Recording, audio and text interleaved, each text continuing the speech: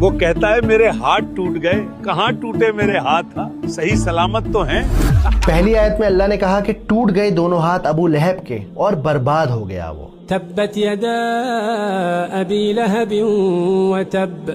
یہ کیوں کہا جا رہا ہے کہ ہاتھ ٹوٹ گئے؟ یہ کیوں نہیں کہا جا رہا کہ سر ٹوٹ گیا, پیر ٹوٹ گیا, ہارٹ فیل ہو گیا؟ کیوں نہیں کہا جا رہا؟ میں کہتا ہوں اس کے لیے نا آپ یہ سین دیکھیے.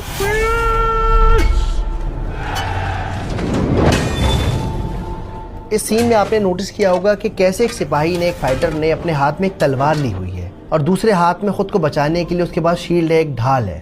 تو اگر کسی انسان کے دونوں ہاتھ ٹوٹ جائیں گے تو کیا ہوگا؟ نہ تو وہ وار کر سکے گا اور نہ ہی اپنا بچاؤ کر سکے گا. تو پھر ان دی اینڈ آپ برباد ہو جاؤ گے, ختم ہو جاؤ گے اور اگلا حملہ پھر آپ ہی کے اوپر ہوگا. میرے بھتیجے محمد اگر سچے ہیں تو دے دوں گا مال دولت اللہ کو اور خرید لوں گا جنت. بالکل اسی طرح ہم ابو لہب کی زندگی میں دیکھتے ہیں, اس کا مال, اس کے بیٹے, اس کے کنیکشن, اس کے تعلقات, اس کی پاور, سب کے سب برباد ہو گئے.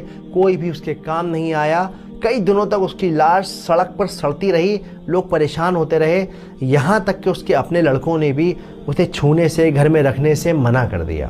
ارے ابو لہب کے بیٹو, اپنے باپ کی لاش تو ٹھکانے لگاؤ, بدبو سے لوگ الٹی کر رہے ہیں. اگلی آیت کی طرف بڑھتے ہیں, آیت نمبر 3. سيصلى نارا ذات لهب. کہ ابو لہب جہنم کی آگ میں جلایا جائے گا جو بھڑک رہی ہوگی, شعلے والی آگ ہوگی. اب ہم بڑھتے ہیں چوتھی آیت کی طرف. وامرأته حمالة الحطب. اور اس آیت کا مطلب ہے کہ اس کی بیوی اپنے سر پر ایندھن اٹھائی ہوگی. اس کا کام یہ ہوگا کہ جلنا تو ہے ہی ہے اور ساتھ میں آپ کو جانا ہے, اس کو جانا ہے اور جا کر یہ لکڑیاں لے کر آئے گی اور اس آگ کے اندر لکڑیاں ڈالے گی. لیکن یہاں مزے کی بات یہ ہے کہ اللہ تعالیٰ یہ بھی کہہ سکتے تھے کہ وہ جہنم میں جلے گی, وہ جہنم کا عذاب زندگی بھر جھیلتی رہے گی. یہی کیوں کہا کہ وہ لکڑیاں لے کر آئے گی؟ دیکھیے یہاں سمجھنے کی بات یہ ہے کہ وہ اپنی زندگی میں کیا کرتی تھی. آپ فکر نہ کریں, اب جو میں کہتی ہوں وہ کرتے جائیں بس.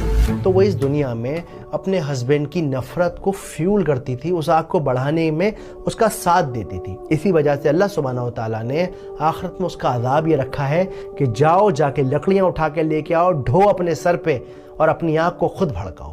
اگر آپ سورہ لہب کی پوری تفسیر کو سمجھنا چاہتے ہیں, زندگی کی چھوٹی چھوٹی باریکیوں کو قرآن کے لینس سے سمجھنا چاہتے ہیں, تو یوٹیوب کے اس پیج پر جا کر اس تفسیر کو دیکھ سکتے ہیں. اس میں نے سینیمیٹک انداز سے سمجھایا ہے تاکہ آپ اور میں قرآن کو سمجھ سکیں, محسوس کر سکیں. اس ویڈیو کو آگے تک شیئر کریں تاکہ اور لوگ اس سے فائدہ اٹھا سکیں.